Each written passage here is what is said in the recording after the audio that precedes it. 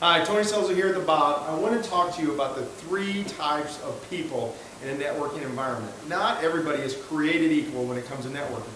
In fact, you can actually have a negative effect in a networking environment if you happen to be what we call in the word-of-mouth business a salesperson. Salespeople move information in one direction. And this has really nothing to do with the title of salesperson. You could be a CEO and still move information in a sales dynamic. And what that means is you're not allowing information to move back through you. You perceive your job is pushing out information. And because you don't integrate and plug into the rest of the network, networking flat out will not do you any good. In fact, it can be just a waste of time.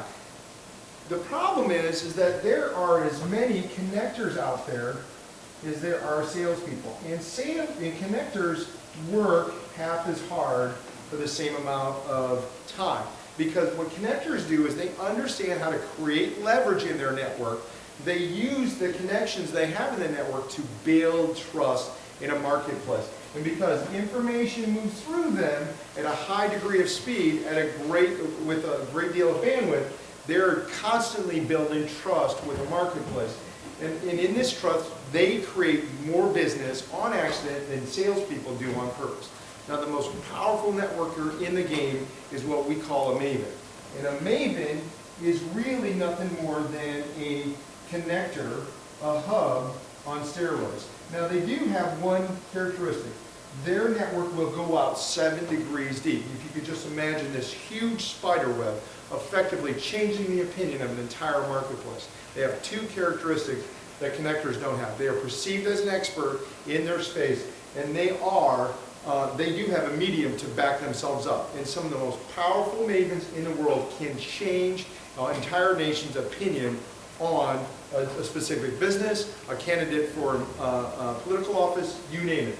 Oprah Winfrey is one of the most powerful Mavens in the world, and there would be no Dr. Phil without Oprah Winfrey. Because of her opinion, she has changed the marketplace for him. There is a Dr. Phil because of Oprah Winfrey. So don't underestimate the power of a network, but understand that you have to stop just pushing out information. You have to plug in. You have to engage and allow information to move through you. You've got to forward the emails. You got to make the telephone calls. You got to make the bridges for other people that have nothing to do with your business.